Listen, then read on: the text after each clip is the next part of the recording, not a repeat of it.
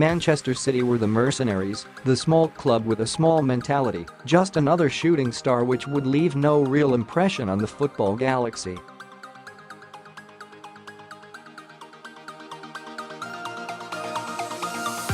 They were nouveau riche upstarts whose oil money could not buy them a place at the top table of entitled clubs.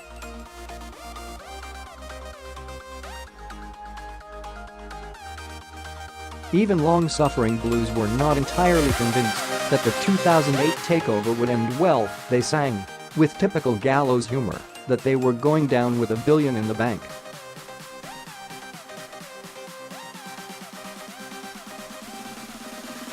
Even when the money started to flow in, and the investment was in the entire infrastructure of the club, and not just the window dressing of buying big-name players, the sneering cynicism remained.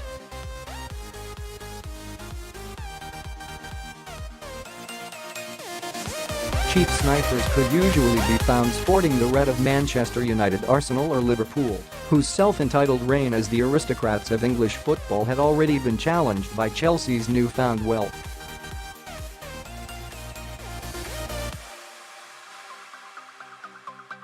Sir Alex Ferguson dismissed City as a small club with a small mentality and as noisy neighbours, his contempt almost tangible.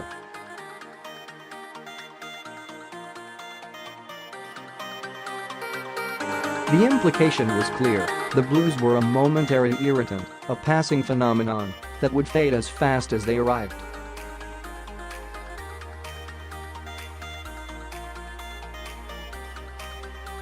After all, the only thing they had to offer was hard cash. Why else would any half-decent footballer want to play for a club with no history, no glory?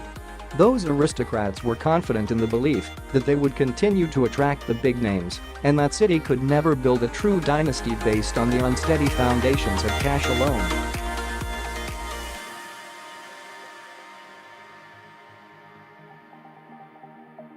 Events of the last 10 years have proved them hopelessly wrong, and the durability of the City squad has shown that.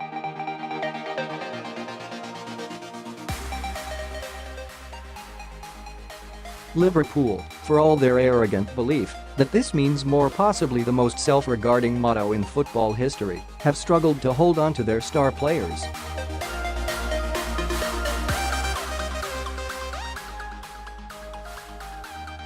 A timely glance back at them, and City going head-to-head for the title 5 years ago, reveals that their three biggest players in the 3-2 win which almost won them the title have all moved on to pastures new.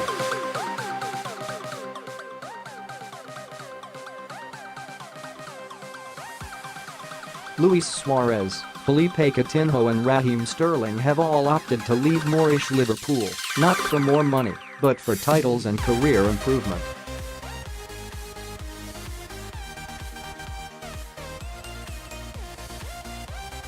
Before them, it was Javier, Mascherano and Fernando Torres.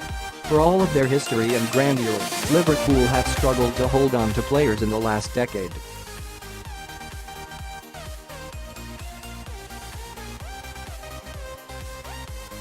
Arsenal's exit door has barely stopped swinging, with player after player walking out, half of them to join City. United have fared better, and the departure of Angel Di Maria was perhaps more about mismanagement.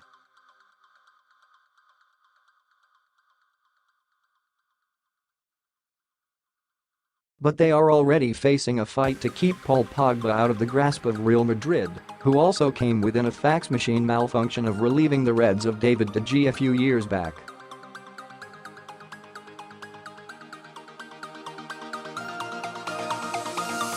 By contrast, City successfully made the mercenary jibe and other assorted sneers into a unifying force. They have built squads around a camaraderie which thumbs its nose at such notions.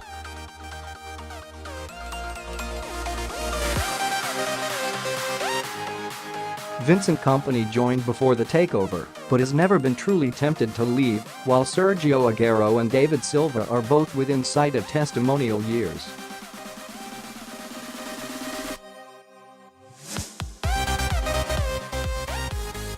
Both of those players have repeatedly been liked with moves to Madrid or Barcelona, never with any foundation, and yet they have steadfastly stuck with City, even though they could make just as much hard cash from playing in La Liga.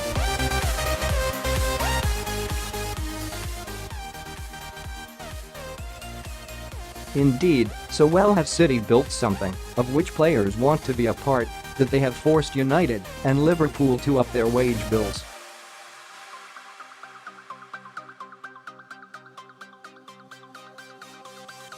Liverpool's rocketed by 26% last season, and they were forced to spend big on both fee and wages to keep Virgil van Dijk out of City's hands.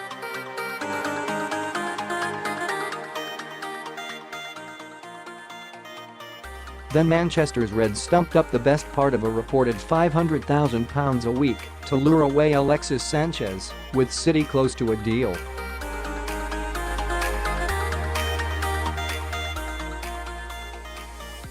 It's no longer clear who the mercenaries are, and indeed, which clubs have a small mentality